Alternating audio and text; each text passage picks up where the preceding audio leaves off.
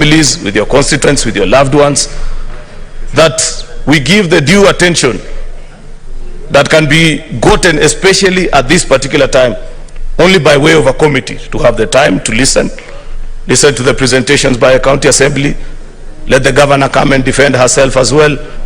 And then, once the committee has concluded on the work, I'm sure we shall have, and we have by mandate of law, actually by provisions of the County Government Act, we have to be gathered here in the next 10 days and come and listen to the presentation of our colleagues on what they were able to establish in this particular case, Mr. Speaker. I want to also urge members, generally the Special Committee and even members of the Senate, not to be intimidated, because impeachment is not a very easy procedure. People have their opinions. Others want to cast us into a particular painting and lighting. You know, I've seen so much go around. I believe, Mr. Speaker, and I say this with authority, that every time the Senate has gathered itself to consider an impeachment motion, we are guided by the evidence that is provided before us. So there is no need to run a campaign around all the issues that are being brought before us, Mr. Speaker. Oh, this is a particular agenda issue. Many are being biased and things like that. You know, I've seen all these things and I felt, Mr. Speaker, I'm not speaking about the substance of a motion, but I'm speaking about the placing of Senate and why it is important to respect us as an institution, such that when matters are brought before us, you allow us the latitude, because these are men and women of integrity. They have the wherewithal to know what is right and what is wrong for a country. There's no need to run campaigns around us. Especially, for example, I've seen men being taunted and being reminded. You know, I'm a big champion of women in leadership. And I like when the campaign is run right, but also don't run it in a way that you are castigating men for the wrong reasons. You know, I have followed and I see the debate. We are being told, oh, you know, perhaps this infamous guitar-loving husband, that if it was a spouse of a male governor doing the same things that he's doing, you guys will not have a problem. But I want to challenge them and ask them, please show me the spouse of a male governor who goes into altercation with the leaders of that particular county. You will not find any.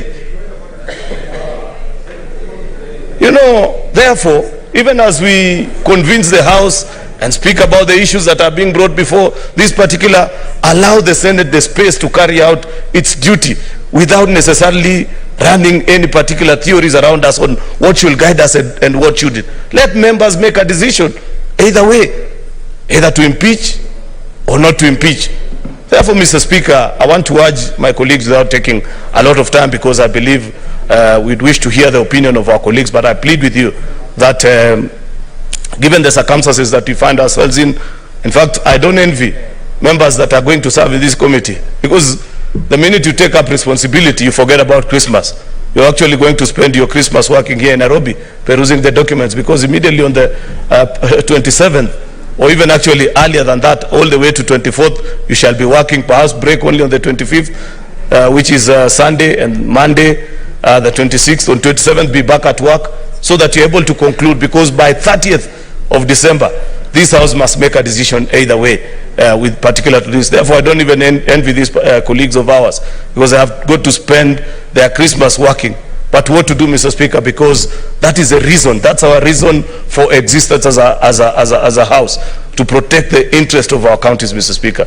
Therefore, I want to plead with our colleagues that let us go this particular way, support the establishment of this special committee. There will be opportunities in future, because there are people who've talked to me and have said, Majority Leader, grant me an opportunity. I also want to carry out an investigation.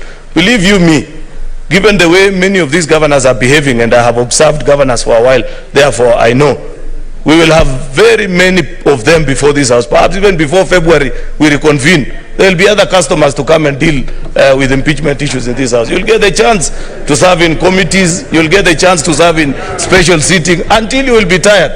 So while I understand that this is the first one, and many people are saying, oh, I wish I was a member, or let's go the plenary way, we will have opportunity either way.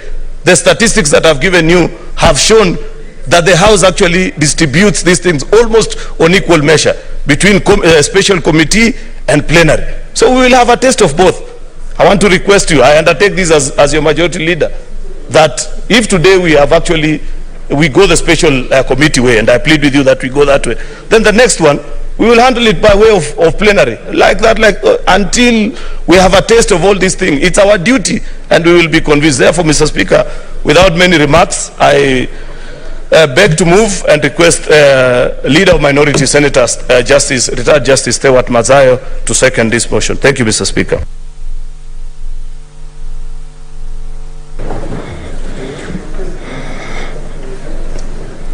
Asante Bwana Spika.